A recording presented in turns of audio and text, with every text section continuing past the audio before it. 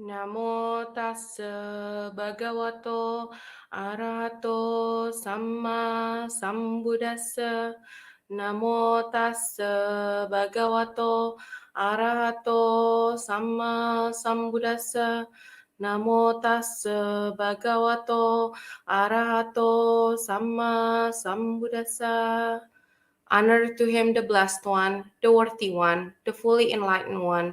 My utmost respect to the perfectly enlightened Sammasambuddha, the noble doctrine of the Buddha, and the noble Mahasangha, the disciples of the Buddha. Dear Dhamma friends, welcome to week 26 guest lecture series, a program organized by Dhamma USA. We believe that this effort by Dhamma USA is going to help the community to apply Buddhist teachings in a more practical level. Please mark your calendar every Thursday at 6 p.m. Pacific Standard Time to attend this guest lecture series. Kindly check with Dhamma USA YouTube channel, Facebook page, and Facebook groups for more updates. Please kindly post your questions in the comment section of Dhamma USA YouTube channel or Facebook page so that our guest lecturer can answer them at the end of the talk. Today's topic, The Awakened Path Includes All, will be presented to us by Imee Contreras. Imee is the founder of Mindfulness Asia, co-founder and principal teacher of Philippine Insight Meditation Community.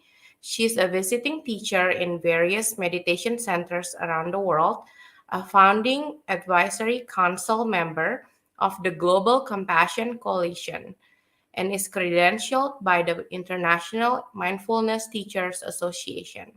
She is also a board member at Braided Wisdom and an affiliate teacher at UCLA Mindful Awareness Research Center. For more info of our guest speaker, please visit dhammausa.org. Welcome, Imee. Hi, It's an Vivi. Thank you honor so to have much. you here with us today. I hope you're doing well. I'm doing really well, and I'm calling in from the Philippines. It's a beautiful morning here, and it's a great honor to be invited to share with Dhamma USA as well. And so nice to be in community with all of you from across the ocean. So, whenever you're ready, you may start the presentation. Yeah. So I'd just like to give a little bit of a background as to why I chose this topic. So there is really quite a bit of a movement now about making everything inclusive. You know how it's such a beautiful, diverse world that we live in, and in these modern times, we notice that there are things that are not necessarily very accessible to certain people, and then more accessible to others. Like, let's say, for example, here in the Philippines, the biggest divide that we have is that there are some really big discrepancies between the people who have and the people that don't have. Yeah. And then, and so what I really wanted to point out that even back then, 2,600 years ago, the Buddha was teaching in such a way that was already including everyone and everything. So it's still applicable, even in these modern times, it's even more applicable. So this is what I would like to share. So if you can, Vivi, just put the slides up. I would really love to get started with everyone. So it looks like it's not all visible to me, at least. On there we go. Okay, great. So again, everyone, welcome and thank you for joining this sharing about the awakened path includes all. And what I mean about the awakened path is this possibility to really wake up to the present moment, to wake up to our experience as human beings, as well as to wake up to our connection with the world around us. That we are a part of all of it. And nature, the phenomena of nature, is what we're really getting more in tune and in touch with when we abide by the teachings, most especially with the ethics that the Buddha also has provided to us as guidelines. And then also when we practice what he taught as far as how to become more awake, more mindful, more loving, and how to open our hearts. So the awakened path includes all. So let's take a moment first to ground ourselves and to arrive. If this is something that you might want to join in, please do so. If you can get into a comfortable posture, you might be sitting, you might be standing, or perhaps you're tuning in while you're moving from one point to the next. You might be walking, or maybe you're even lying down. So any of these postures work. What we can do is just really get more in touch with how our body is right now. So if you're sitting down, let the body just really rest in the seat that you're in. Or standing, maybe you can feel your feet, especially if you're walking. And if you're lying down, really allow for yourself to rest, be at ease in any posture here. Be comfortable. You can close your eyes if that's available to you. If not, you can keep your eyes softly gazing. Taking a few deep breaths here together. Breathing in and feeling your body expand with this in-breath. And as you breathe out, allow for yourself to arrive in this moment a little bit more, perhaps by sensing into the feet or the weight of your body. Might feel the pressure against your seat or the floor. Breathing, allowing for the rib cage to expand. You might sense into the movement of the chest or even the belly as it rises and falls with every in and out breath. So the invitation here is to really connect with your body, with your breath. Notice the body moving with each breath. See if you can relax a little bit more as you breathe out. Breathing in, lengthening through the spine, taking a dignified posture. As you breathe out, taking your seat and knowing that you belong exactly where you are right now.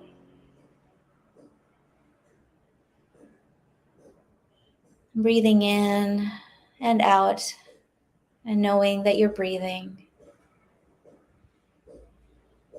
And seeing also the quality of your breath. Are you breathing in long breaths and breathing out long breaths? Or maybe you've come into a natural rhythm of your breathing and then noticing that also you might be breathing short breaths. And that's okay. Whatever is here needs to be here just exactly as it is. Observing, bringing in the kind witness.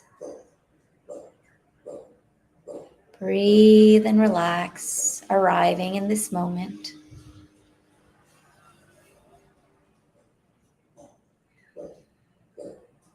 And we'll sit in silence for a few moments.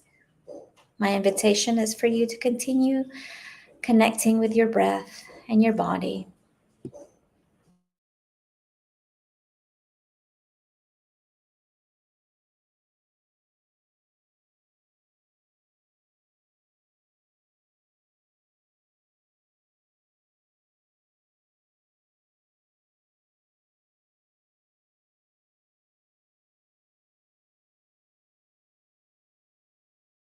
You might notice the mind getting distracted and wandering off in thought.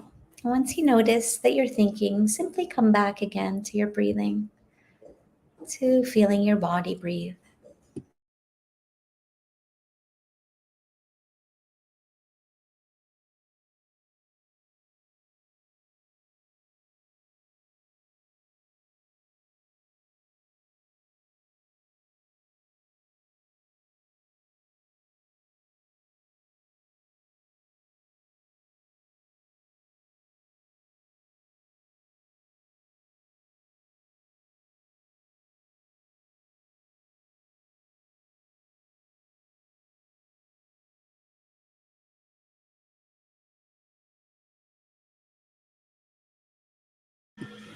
I invite you to take a deep, long, soft breath in, feeling your body fill up with this life force.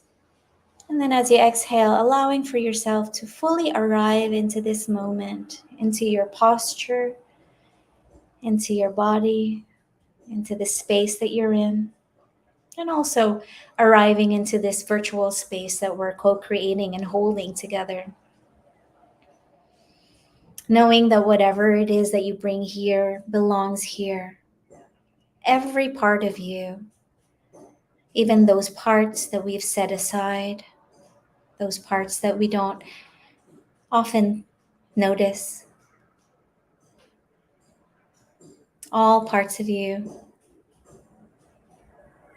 and get a sense of belonging and knowing that this space is a safe space to be in community together.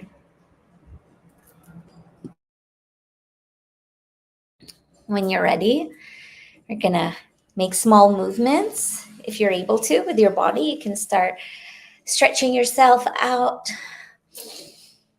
and breathe. And then if your eyes are closed, you can slowly come back again into this space here. And we can start our slideshow. Thank you for your practice. So, first of all, I'd like to acknowledge and honor that the Buddha was the first teacher who meant his message to be available and to be accessible to all humankind. And then he made a real conscious effort to do this. So he taught until his very last breath, until he was 80 years old. He awakened um, to the path, to his own way of being enlightened, I would say. And he's called the Buddha because he awakened through his own efforts. And yeah, from 35 years old to 80 until his last moment, he continued to teach, and he made it available to everybody, to all humans. So he didn't leave anybody out. What he said was, go forth for the good of many, for the happiness of many, out of compassion for the world, for the welfare, the good, and the happiness of gods and men. Let no two of you go in the same direction. Teach the Dhamma, which is beautiful in the beginning, beautiful in the middle, and beautiful in the end. Proclaim both the letter and the spirit of the holy life completely fulfilled and perfectly pure. So it means that it's meant to be heard and to be practiced by everybody, as far as you can imagine, all humankind, and then also as human beings, for us to be able to apply this in every relationship that we have, including four-leggeds or multi-leggeds or people, the winged creatures, as well as the ones with fins, those that swim. And so bringing all of this, the teachings, to include all beings, including also nature, just as it is, the arising and the passing of the phenomena of nature. And that's what we really bring our awareness to, and what we connect with, and really become more awake to this relationship that we have with the world. And this is meant to be for the good of all beings. And what the Buddha said is that I shall not die until the monks, the nuns, the laymen, and the laywomen. And mind you, this was from 2,600 years ago. So, I mean, we can say that it's the multifold Sangha now, as we become more aware of the different complexities of the way that people show up in the world, right? So it can be the multifold Sangha. So again, I shall not die until the monks, the nuns, the laymen, and the laywomen have become deeply learned, wise, and well-trained, remembering the teachings, proficient in the lesser and the greater doctrines of virtues. Until having learned the teachings themselves, they are able to tell it to others, teach it, make it known, establish it, open it up, explain it, and make it clear until they're able to refute false doctrines taught by others and are able to spread the convincing and liberating truth abroad. I shall not die until the holy life has become successful, prosperous, undespised, and popular until it has become well proclaimed among both gods and men. So it was really his aspiration to bring it forward, to have it be known to all beings, because it has been such an amazing benefit for him to really discover the truth, to discover what it was like to be truly happy in the world, no matter what situation or circumstances we live in, because is the truth of suffering. Dukkha is very present. Stress, as you might very well know in this modern times, is very real for us. And so for him, it was really important for people to learn these teachings, because it is still very helpful. So this awakened path includes all. There's a common humanity in all of it. And what is common, as was taught by the Buddha, is that we humans are limited by greed, we're tormented by hatred, and misled by delusion or confusion. So hearing the Dhamma and practicing meditation leads to true and lasting happiness and freedom. And this is not something that you should take my word for, or anyone's word for. You might have read it in the book. Well, what the Buddha says is to see for yourself whether this is true and whether you're going to experience lasting happiness and freedom in your life. So see for yourself, receive these teachings, and then take them on as part of your practice and test it out. See whether it rings true for you as well. So the Buddha's teaching is there to help people navigate our lives skillfully and wisely. So what he has done is offered a clear map of the mind and the heart to guide us on this journey to freedom, to liberation. So part of that is the awareness of the present moment. So this practice, and that we all as human beings have the capacity to train our minds and to be awake to this present moment so that we can be more skillful, to live our lives with wise effort, and to really be concentrated, to also have this mindfulness, to be awake in a way that we're not causing harm to others as well. And this is really the path. And we have this capacity, all of us. We have the possibility to awaken because we have this consciousness. And as long as we exert the effort, we can awaken. And that it's not something that feels so far off. Don't think of it as something that is, so woo-woo, or something that is, oh, okay, this is too spiritual for me. In fact, the Buddha never said that you had to be a particular religion to practice these teachings or to practice the meditation techniques that he offered. It's available to everyone. Buddhism definitely came about much, much later after his passing.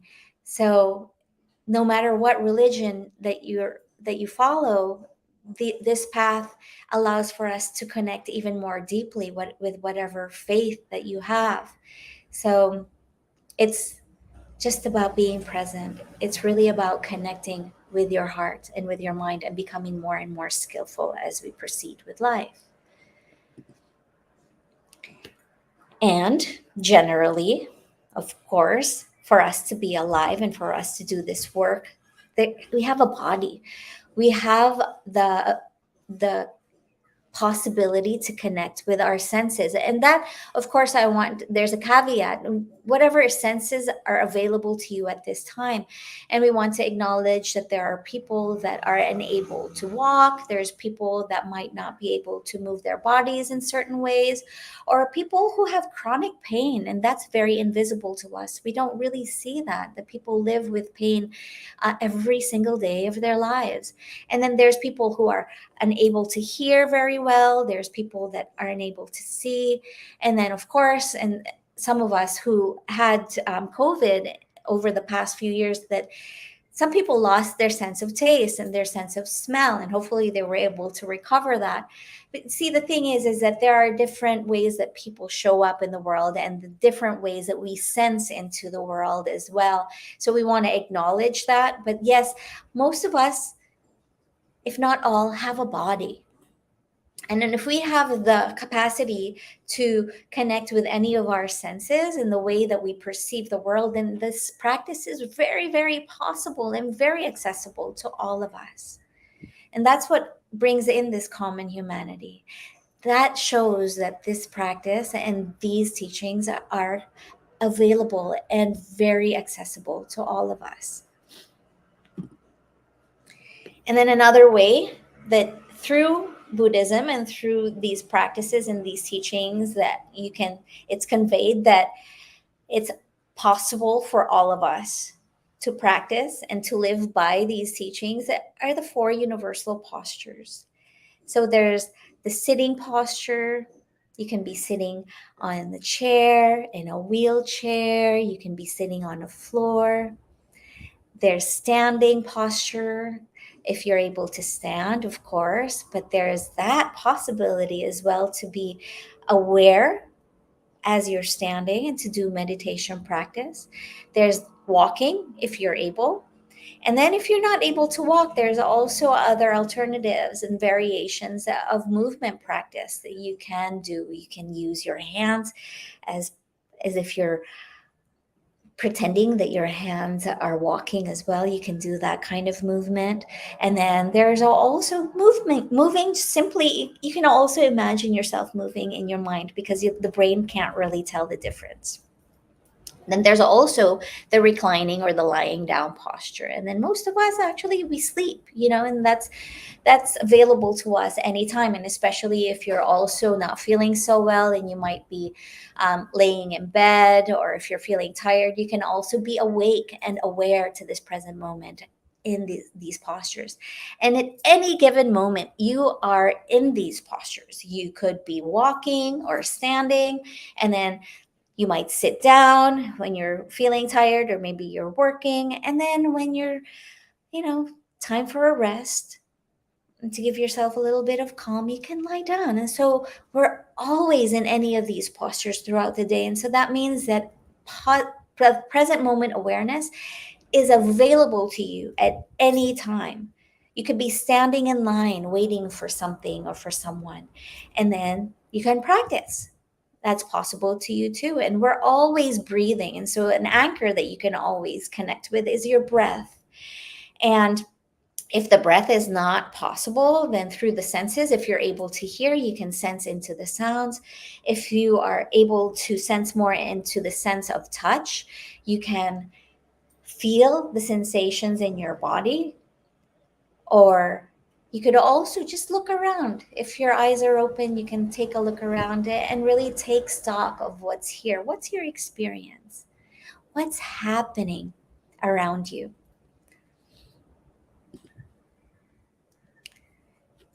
These teachings and these practices don't discriminate our age. So it's available to young kids as long as they've developed the faculties of being aware.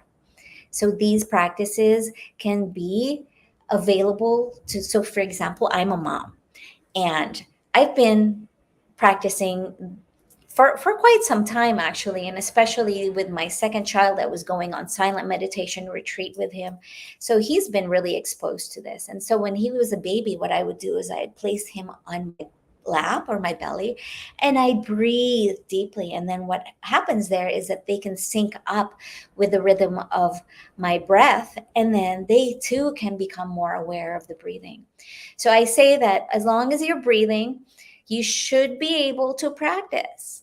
Okay, so that means that with kids, as long as they have those faculties of being aware of what's going on, then it's possible for very, very young ones to also practice and to learn these teachings. And then also people who are at the last, let's say, part, toward the end of this lifetime. So what I say is that impermanence is a really great blessing because it shows us that we still have the capacity to change our lives for the better, no matter what age. And so that means that, again, I'll come back to the breath, as long as we have our breathing and we're still breathing, and then also the capacity of our mind to be able to concentrate and to become aware, that these practices are available to us. That means that we can develop our mindfulness to also rewire our brains, because this thing that they used to say, that we can't teach old beings new tricks, that does not apply anymore. What is true here is that as long as we have the capacity and the faculties to become aware of what's going on, we can still rewire, we can still recondition ourselves so that we can live more mindfully, to be more present in our lives as well, so that we can be more skillful.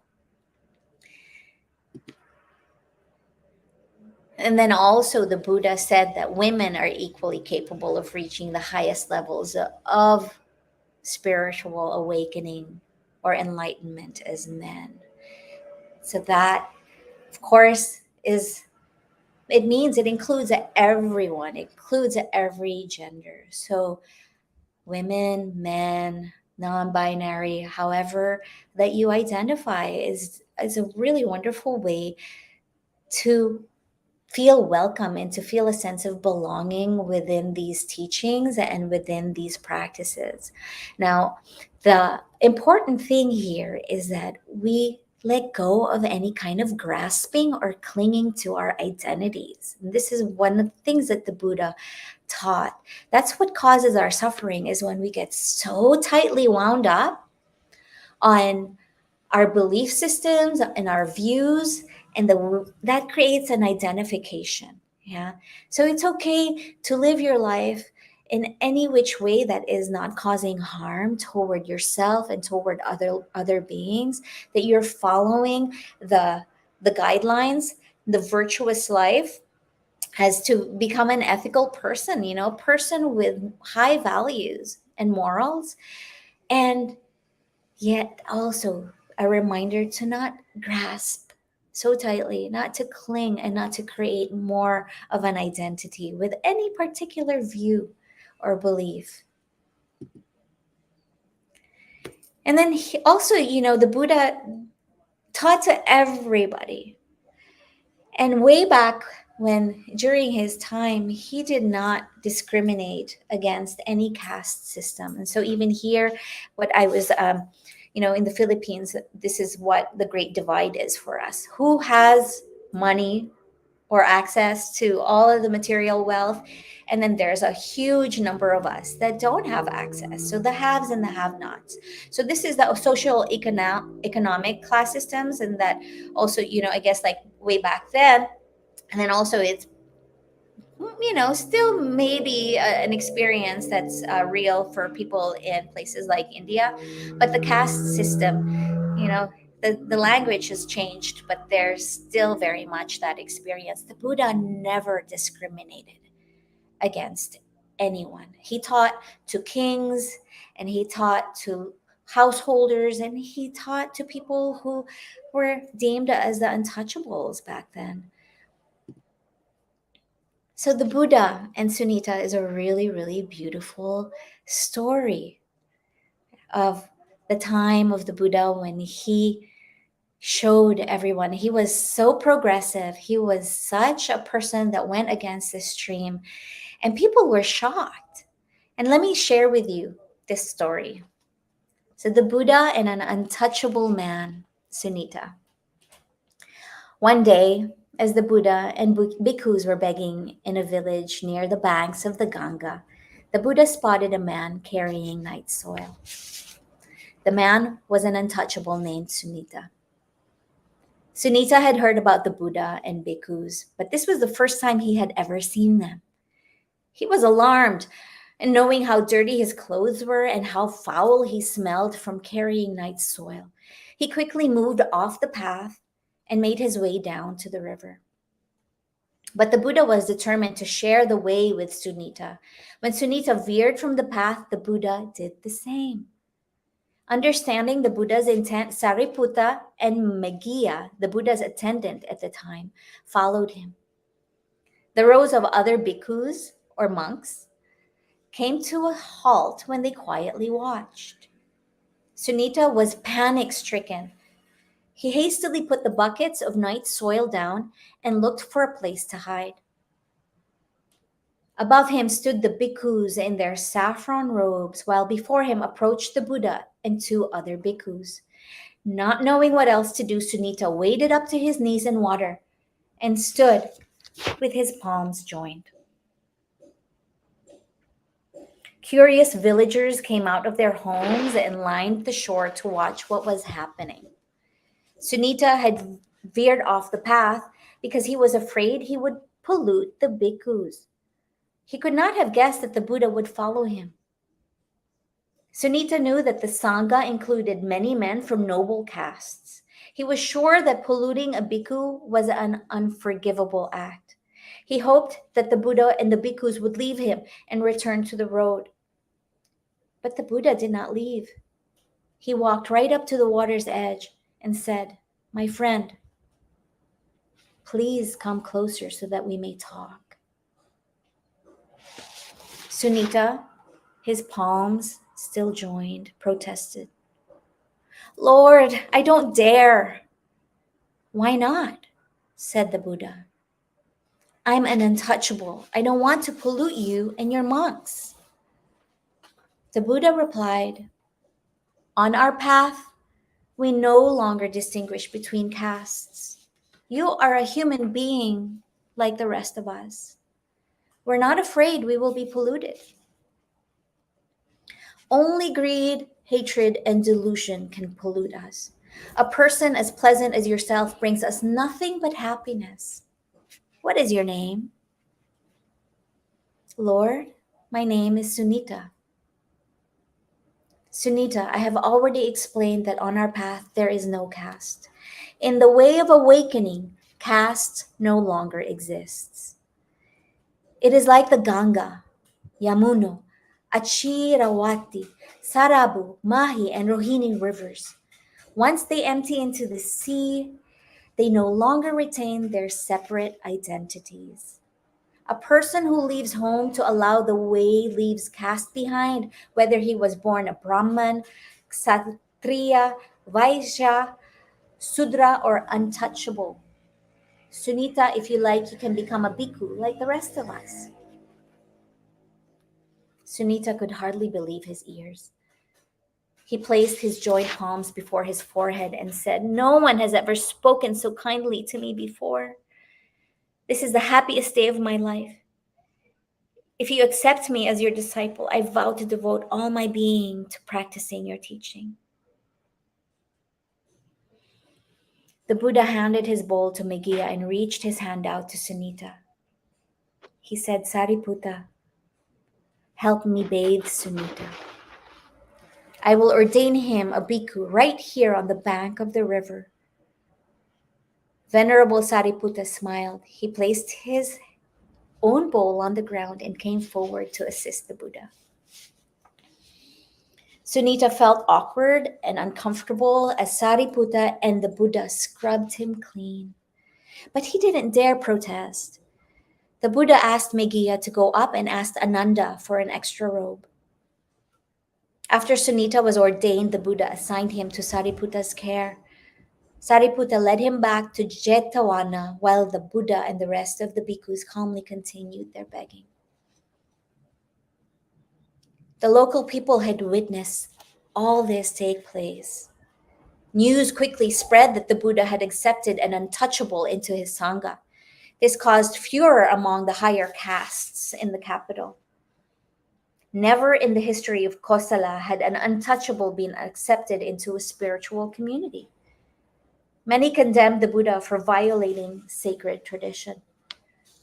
Others went so far as to suggest that the Buddha was plotting to overthrow the existing order and wreak havoc in the country. The echoes of all these accusations reached the monastery through lay disciples as well as from bhikkhus who heard from people saying such things in the city. Senior disciples Sariputta, Mahakassapa, Moggallana, and Anuruddha met to discuss the people's reactions with the Buddha. The Buddha said, accepting untouchables into the Sangha was simply a question of time. Our way is a way of equality. We do not recognize caste. Though we may encounter difficulties over Sunita's ordination now, we have opened a door for the first time in history that future generations will thank us for. We must have courage. King Pasenadi was asked by his ministers to protest and reason for this act of the Buddha.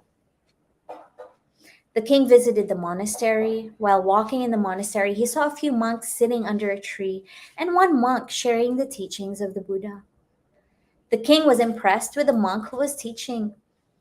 The monk's face radiated great peace and wisdom. This sight was such that the king stopped for a while to listen to the monk. The king was so impressed with the monk that the first question he asked was, who was the monk teaching under the tree? The Buddha replied, Sunita. He was once an untouchable. King Pasenadi was embarrassed. The Buddha continued, in the way of liberation, there is no caste.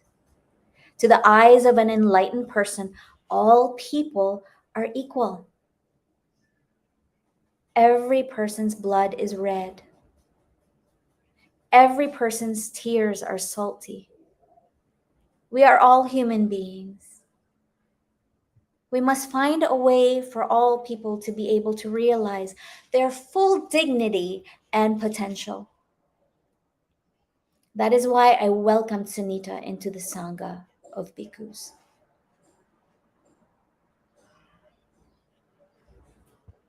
I'd want to also acknowledge that this came from the book written by Venerable Thich Nhat Hanh, Old Path, White Clouds.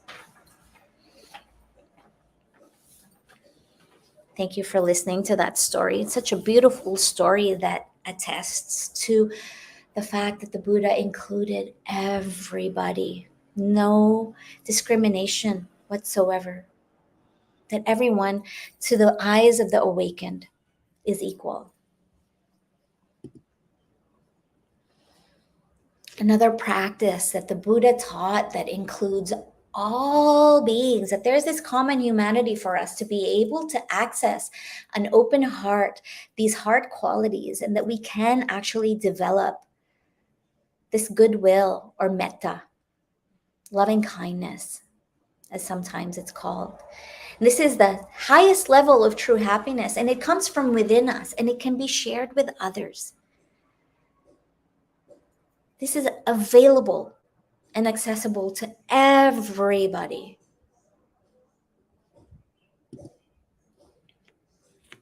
Another story that I would love to share with you, and I always say that this is one of my most revered and most beloved stories in the Buddha's time. This is a story about Angulimala. And then the teachings of the Angulimala Sutta. The Angulimala Sutta is a riveting tale from the Buddhist scriptures of a bloodthirsty murderer who lived during the time of the Buddha when he walked the earth. Terrorizing the realm of King Pasenadi, Angulimala was known for the garland of fingers that he severed from his victims and wore around his neck. Brutal, bloody-handed, devoted to killing and slaying, showing no mercy to all beings. He turned villages into non-villages, towns into non-towns, settled countryside to unsettled countryside. As the story goes, the Buddha was staying in the region where Angulimala was on the loose. The Buddha went into the town for alms, and when he had finished his meal, he took his bowl and walked along the road to where Angulimala was staying. Local farmers, shepherds, cowherds warned the Buddha that groups of even 10, 20, 30, and 40 men had been ambushed and killed by Angulimala. They urged the Buddha to turn back, but he didn't. Resolutely, calmly, the Buddha walked into the direction of the killer's lair. It was said that the reason why the Buddha went toward the direction of Angulimala was because Angulimala needed only one more finger to complete the 1,000 on his mala. And he was contemplating killing his own mother. And this is one of the greatest and most unskillful things that we could do is to harm our parents. So the Buddha knew this. So what he did was intentionally walk toward the way, toward Angulimala, so that he can distract him and move him away from this attention away from the mother and toward himself. So what happened as he was walking was that Angulimala saw one lone monk pass by.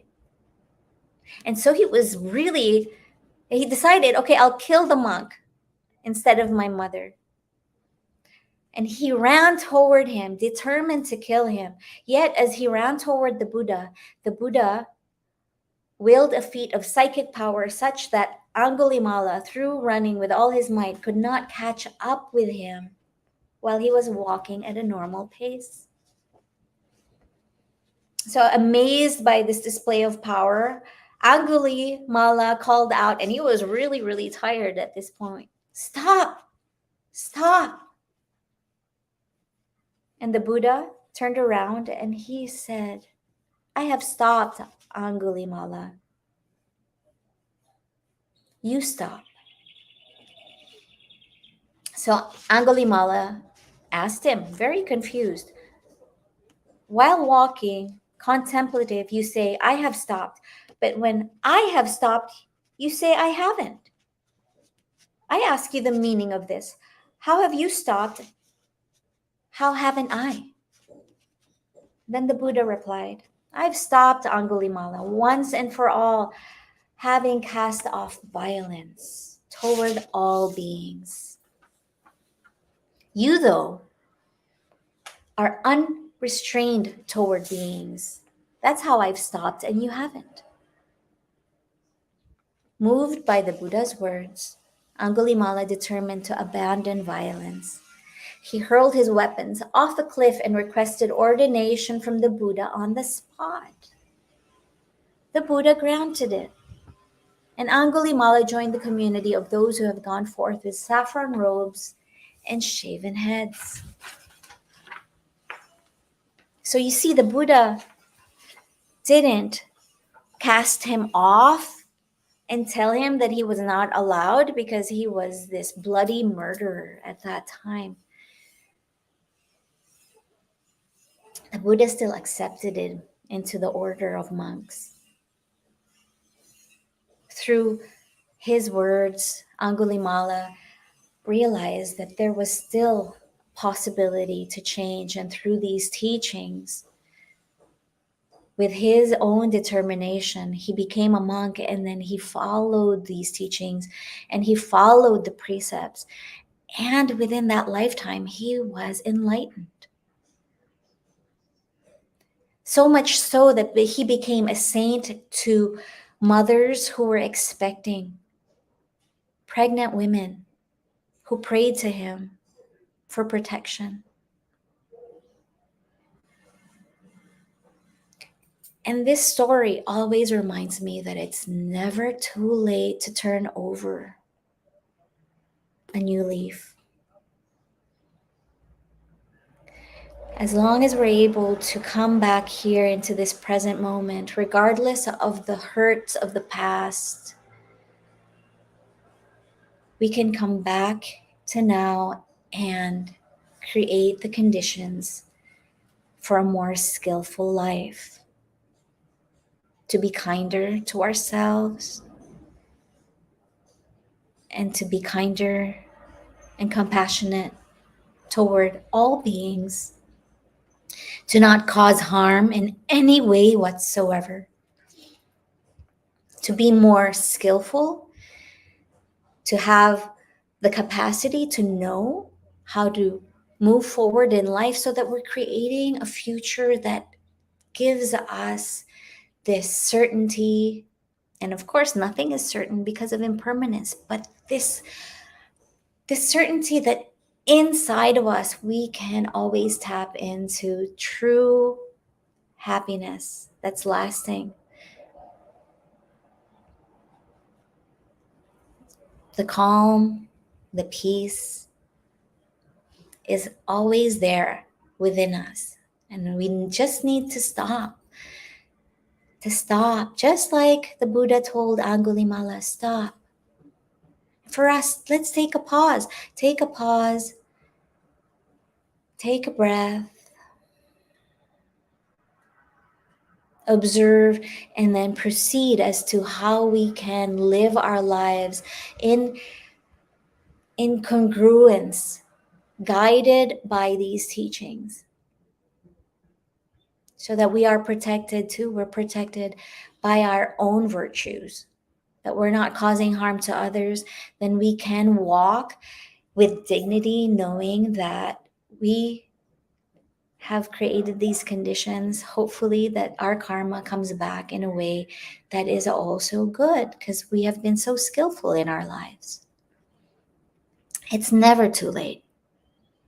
As long as you're breathing, like I said, no matter the age, no matter what religion you follow, no matter what your socioeconomic standing is, your social class, no matter how you present in your body, any shape, any form,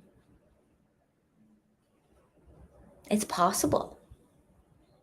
It's possible to follow this path. And one more practice that the Buddha has offered to us is compassion. This is where we really feel and experience this common humanity, that there is suffering and there is a path out of suffering. It's available to all of us. There's not one single being in this world that doesn't experience stress or pain or sorrow.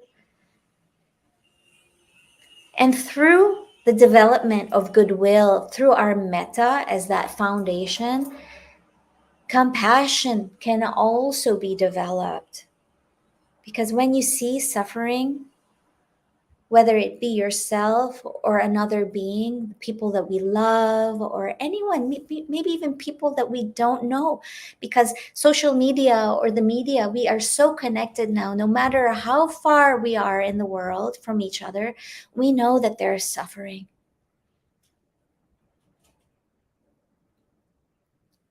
We don't have to know the people. We don't have to know who and what beings are suffering. When we see that this is happening, we want this suffering to stop. There's action, wise action. And it doesn't need to be that you have to fly all the way to whatever country is happening. Maybe there's war happening. You don't necessarily have to go there. It can come from this wish that this, I can sense and I can see that you're suffering. May this suffering end. May this pain cease. May you find true happiness. and may you be protected.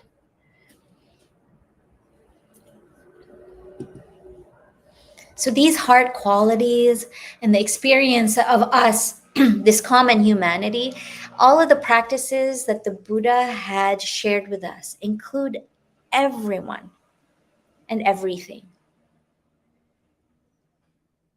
So for, it's to be more specific, this goodwill, this metta, and the compassion, karuna, can be extended to all beings without exception.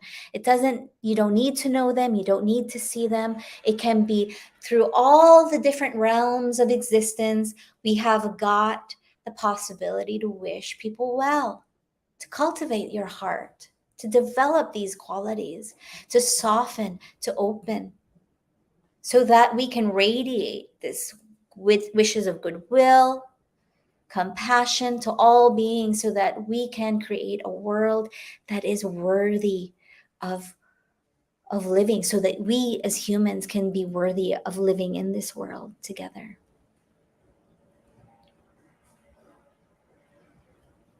Let's take a breath together and just really take that in. That you can change the world, even in the simplest thing, in the simplest way. Breathe and feel your body and notice what sensations are present.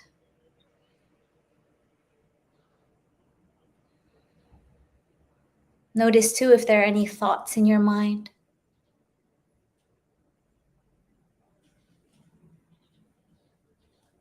And sense into your heart. How's your heart? Your heart mind. Good. If your eyes are closed, you can open them up. Come back again into the space. So as we close, I'd like to repeat, to the eyes of an enlightened person, all people are equal. Every person's blood is red. Every person's tears are salty. We are all human beings. We must find a way for all people to be able to realize their full dignity and potential.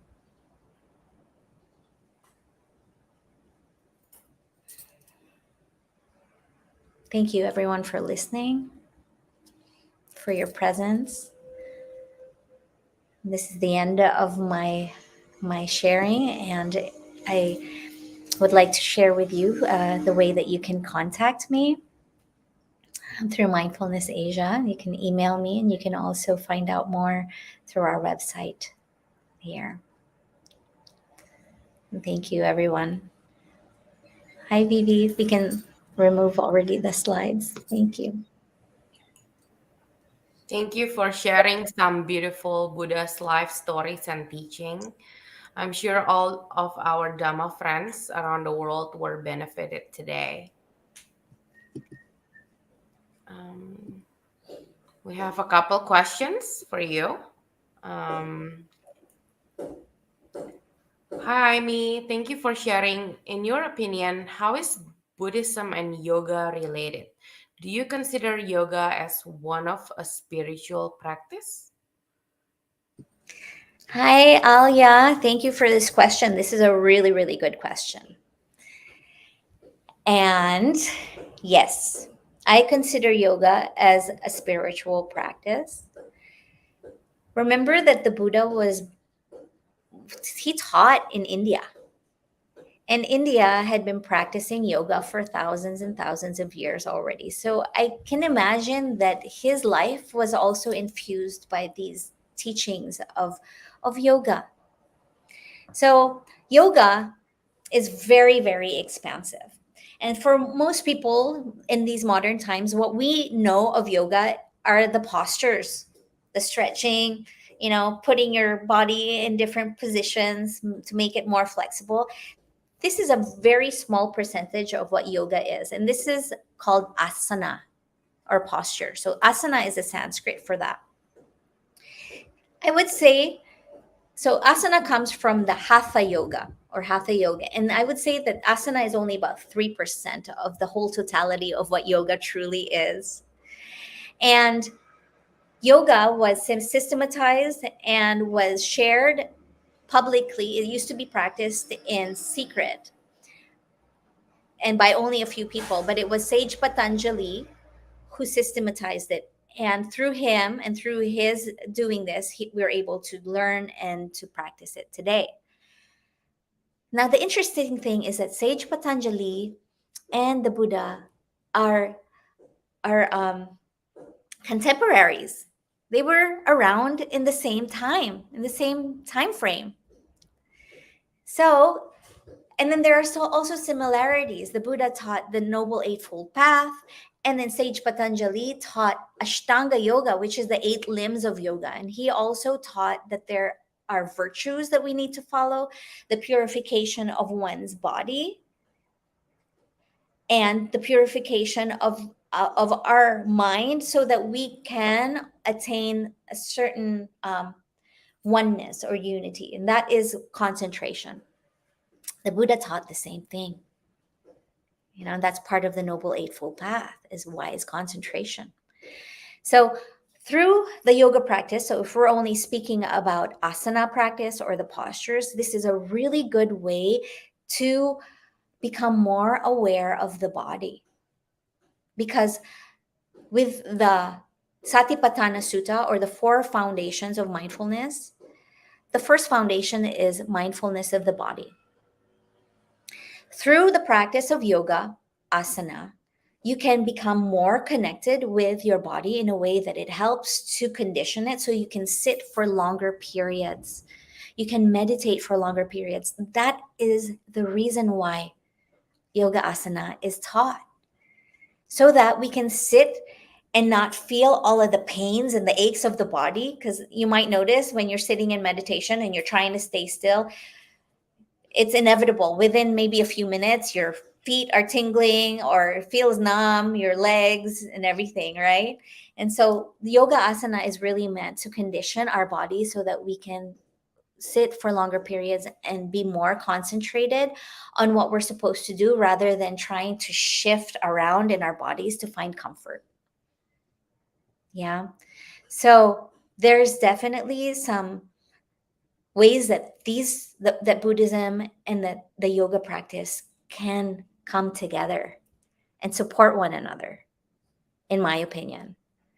And yeah, there's, if you're to go and study historically, that there are definitely ways that they are aligned with each other. So it's beautiful. And thank you for that question. I don't often hear that, and I like being able to share that because I'm also a yoga therapist. Back in the day, I'm more focused on teaching mindfulness and the Dharma. So it's nice to revisit the knowledge that I have around yoga asana as well. So thanks, Alia. I think everyone, even they're not a Buddhist, they're welcome to practice yoga. You don't have to be a Buddhist to practice yoga. Yes, yes. So spirituality is more about being connected with your inner world, more so than following a certain view or a belief system, right? So it's not necessarily a religion. These teachings are guidelines to live a more happy and ethical life, regardless of our religion or beliefs or views. And sometimes our belief systems also are hindering us from opening up to different ways of seeing things and the different ways of living. So the invitation here is to be more open, to be more curious, and to see for yourself whether it works or not, right? And to go inward more into your internal world, so that you can tune in more to the spirituality. The Buddhism doesn't really talk about soul, but it's more about tuning in more to your experience of this present moment, so that you can make the choice on how to proceed with life with better skill and more wisdom and compassion. Sure. Can you share tips for newly moms out there in teaching their young kids meditation? It is quite challenging to get kids keep their focus since they get distracted with their surrounding very easily. Yeah. And thanks again for that question, Alia. I'm a mom to two boys. One's 19 already, and the other one's 13. So, for me, it was kind of easy, but not nowadays, not so easy because my kids really grew up with this.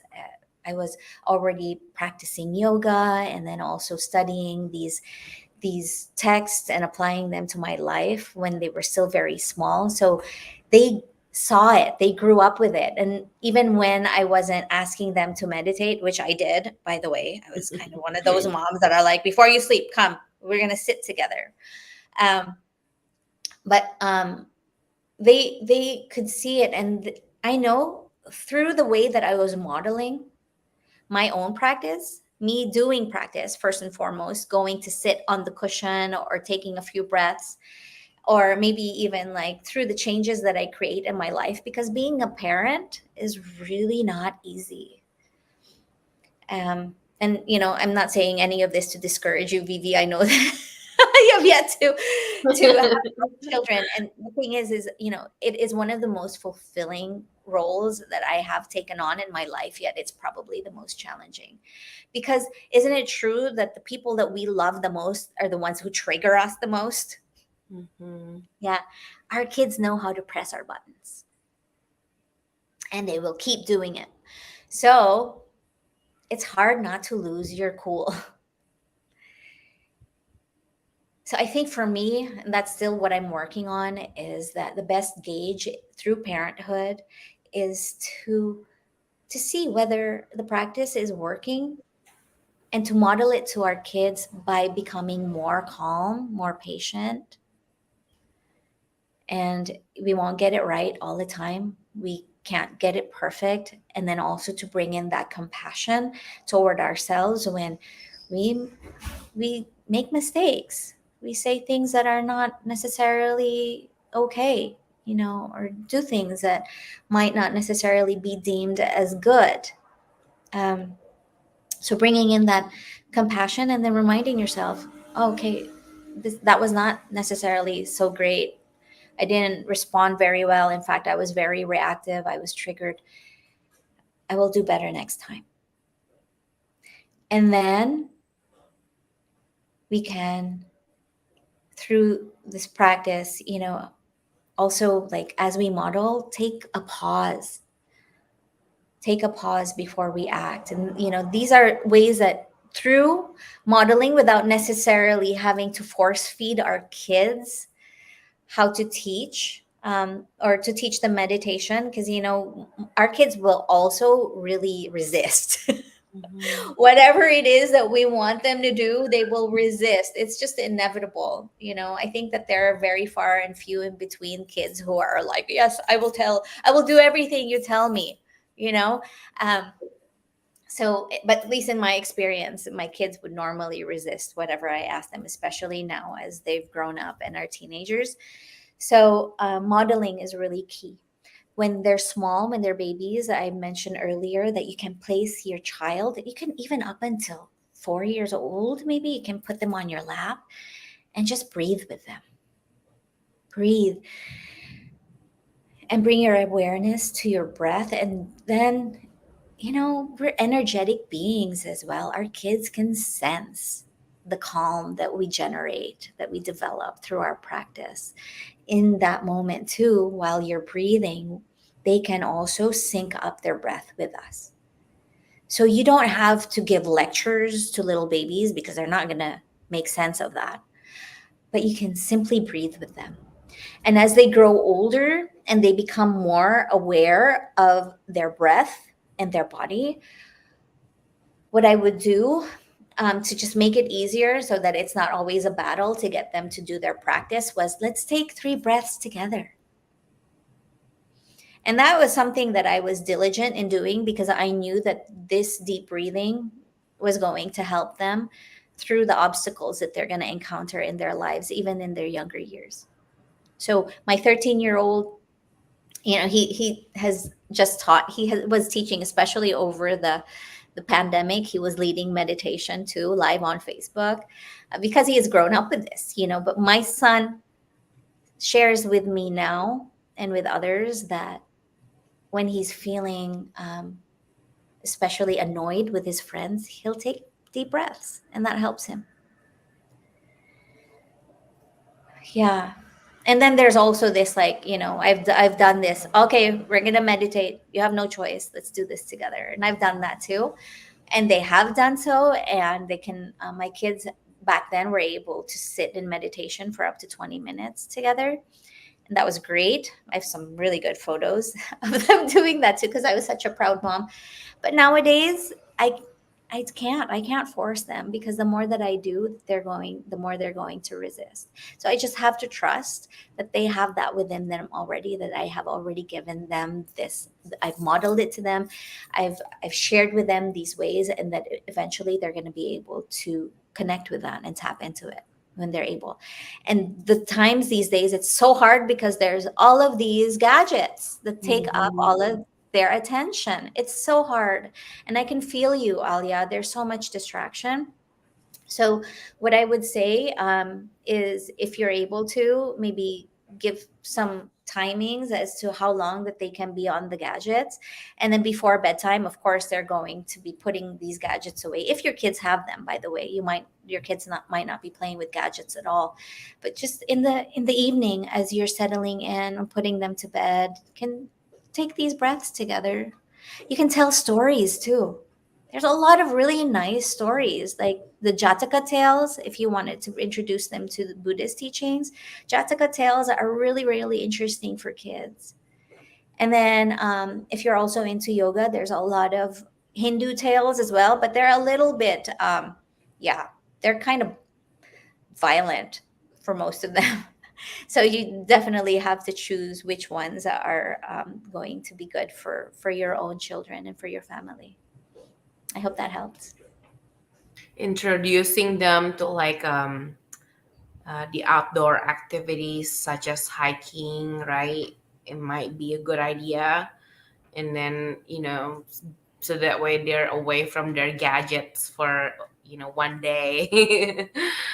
And then they can Yeah, Vivi. focus. Thanks for I'll think reminding me. about it.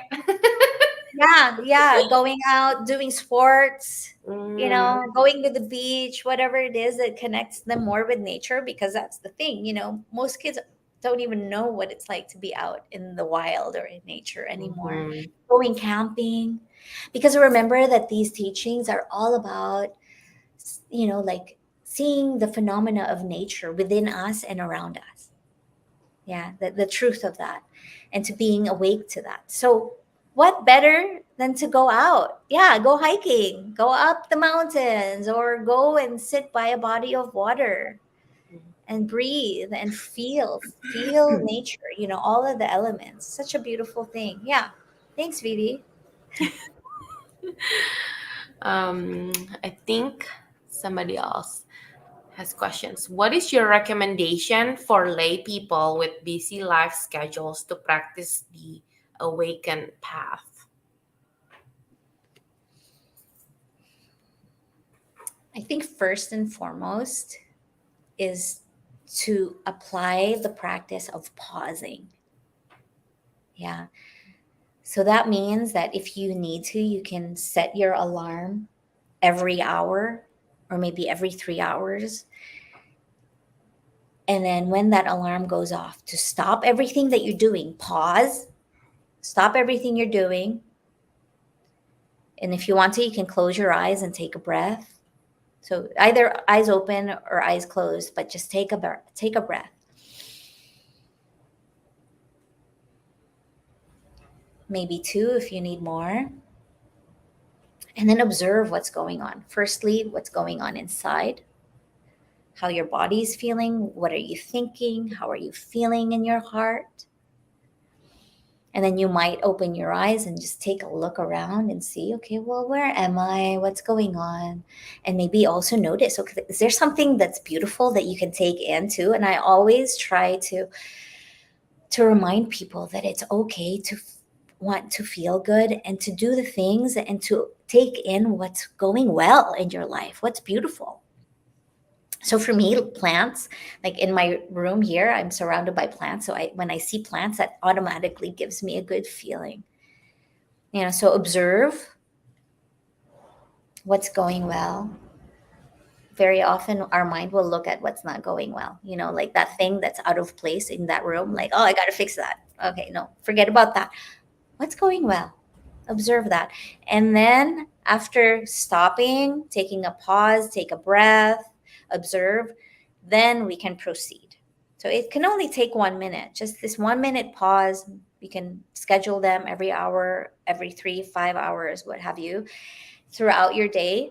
And then that just helps to bring a bit more presence and to get more centered throughout the day. Now, if you're like able to carve out some time in the morning, I usually do it first thing in the morning after I get out of bed and get myself cleaned up.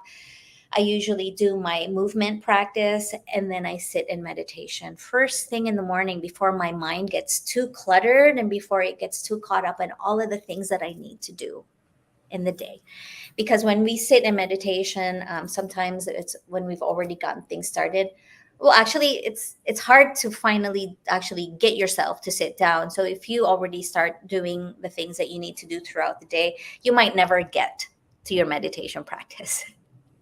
You might always just keep pushing it aside and never get to it. So first thing in the morning is what works for me, but find a time that works for you. It might be during lunch, or it might be as you're settling down in the evening, maybe when you're not too tired, because you want to be awake when you do these practices. You don't want to fall asleep.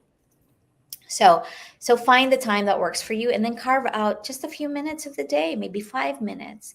And then as you get more used to it and the more that you notice that the benefit, it's inevitable that you're going to want more of it. So increase the increments, the time increments of sitting from 5 minutes. Maybe you'll do 10 minutes and then 15 minutes. And if you're too busy, what I do is I would personally set my alarm clock and behind back for 10 minutes. If I want to meditate for 10 minutes, I'll set my alarm clock a little earlier and then make sure to get up out of bed and use that extra minutes to bring my meditation practice in. And then most importantly, these meditation practices, formal meditation practices, are really, really important because it helps us to develop these qualities of the mind and the heart.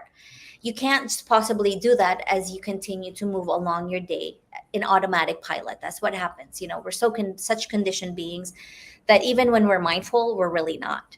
So we have to do the formal practice. I'm really, really a big stickler for that. The thing, though, is beyond the meditation practice that is formally done, we need to be able to apply it to our lives. It has to be a mindful daily living. That means that for every moment that you remember to be awake and to be mindful, it's like, okay, now let me be present in what I'm doing right now. Should I, feel my teeth as I brush my teeth right now? Should I feel the movement of my hand? Do I taste the toothpaste as I'm doing that? Rather than being caught up in your thoughts. Usually that's what we're doing when we're brushing our teeth. We're like in such a hurry. You can stop and go, okay, hold on a minute. Let me just be awake to this moment. Let me just be present here. What does that feel like? Because, sometimes we might be brushing our teeth so hard that we're hurting ourselves already and destroying our teeth. That's possible too. So with our daily chores, like for me, it's oftentimes when I'm doing the dishes that I get really centered. And then you can also bring more of your practice as you're walking from point A to point B, because walking meditation, you can bring in that formal walking there as well. Get more awake to the feet and the touch of the feet on the ground.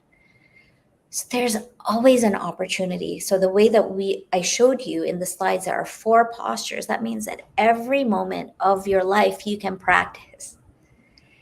So the invitation here is to remember. That's what mindfulness is, to remember. Come back again to this present moment and bring your awareness here, right now. What are you doing? What's going on in your body? Check in. What's going on in your internal world? Take a few deep breaths. That's how we apply it, no matter what time, no matter what you're doing and who you're with.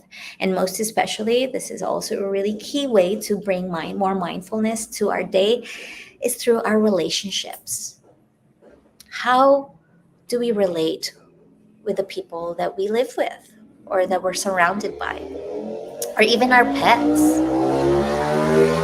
Sorry, I don't know if people heard that in the background, but how are our relationships? Are these practices helping us in the way that we relate to each other? Do we listen better? Can we actively listen and not interrupt the person that we're talking to? Or do we notice that when we're supposed to be listening, our mind is off in another place and time and planning and fantasizing about something else? When you do that and you notice that the mind is caught up in thought when you're supposed to be listening, maybe you're in a meeting, come back again. Remember, come back. I'm in a meeting right now. I'm supposed to be listening. There are so many opportunities to practice. So I hope some of those tools can help you to be more awake as we live day to day. How does Buddhist meditation stand out in pursuit of awakening?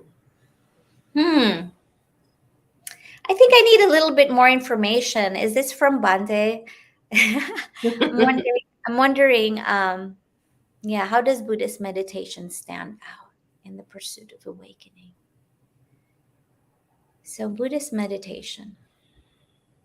So the Buddha taught 40 different techniques of meditation practice. But in the pursuit of awakening, what most stands out for me within the Buddhist teachings are um, the Satipatthana Sutta and the Anapanasati. Anapanasati, or the mindfulness of breathing, because we're always breathing. I always say that the breath is our best friend. When we were born, it was there with us. And when it leaves us, we pass away. And the breath is a really amazing way to connect with impermanence because it arises, it stays for a while, and it passes. That's the same way with our lives. We're born with the breath, and we pass away when the breath leaves. So, all the more reason for us to get connected with our breathing. It is our best friend. Do we make time to connect? How is my breath right now? And the Anapanasati is asking us, okay, well, just notice, know that you're breathing. And how is your breath? Is it long? Is it short? Maybe it's a combination of both. It's really just a matter of getting really in tune with the process of breathing. There's no story that comes with it. Breathing usually is very neutral unless you're not feeling well or you have some illness that makes it difficult for you to breathe. So the breath is always a good anchor because it's there. It's light, it's easy, and it's always in the present moment. So that's one of the teachings. It's a concentration practice as well. It helps to calm us. It helps to release stress with the breath when we connect with it. Now with the Satipatthana Sutta, or the four foundations of mindfulness, or the four references of mindfulness, that is the foundation of the body. We all have a body. So we can be awake to that. We can be awake as to how our bodies are feeling, how we're taking care of our bodies or not, and how our bodies make it possible for us to act and live in the world. Are we acting skillfully? And then also through the senses, and even the way that we speak and the way that we think, it's through our bodies. Are we generation feelings of well-being or not? Are we thinking thoughts that benefit us or not? And that is through being awake to the body. And then the feelings, right? So are we generating these feelings? And so we can direct our attention to something that is more beneficial, that creates a heart opening. And then also for when our hearts are open, it also allows for that experience of the world to be held with love, kindness, compassion, joy, and harmony.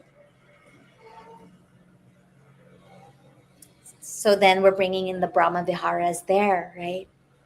The teachings of the heavenly um, abodes, or these being able to cultivate positive emotions through these Buddhist teachings.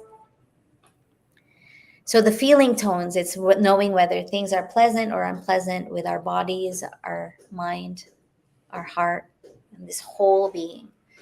And then we've got the mind also. What are the mind states that are there? Are we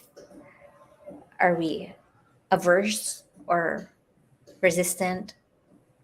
Are we restless in our mind?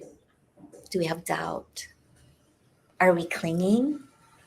Or are we desiring so much of the sensual pleasures? Or are we really sleepy, not so inspired? I mean, those are the qualities of the mind that we can also um, investigate. And then the Dhamma, right? How does the Dhamma play into our lives and the way that we awaken? So, yes, there are so many amazing teachings through this path to awaken. It's this the path. Remember that the Buddha taught that there is suffering, but there is a way. There is the path to awakening through the Noble Eightfold Path, and so many other amazing teachings of the Dhamma. So I hope that I was able to explain that and to answer your question, Bante, in the best way that I can, in the way I understand your question. But if there are any other clarifying questions, you're welcome, all of you, to reach out to me, and I'd be happy to engage in community with you. Thank you, Imee, for sparing your time. I know that you have scheduled a class and other commitment, but you're here instead. I'm pretty sure, the audience enjoyed tonight's lecture. We can probably conclude today's guest lecture. We look forward to meeting you, Dhamma friends, with more interesting topics like this in the coming weeks. Please contact us if you have an interesting and useful topic, and we would also like to invite you if you're interested in joining us in this weekly guest lecture series. We would like to sincerely thank our speaker, Imee Contreras, once more for kindly accepting our invitation. May you always be well, happy, and healthy. See you guys again next week at the same time. Good night. Thank you, everyone. Bye. Thanks, Phoebe. Thanks, Bante.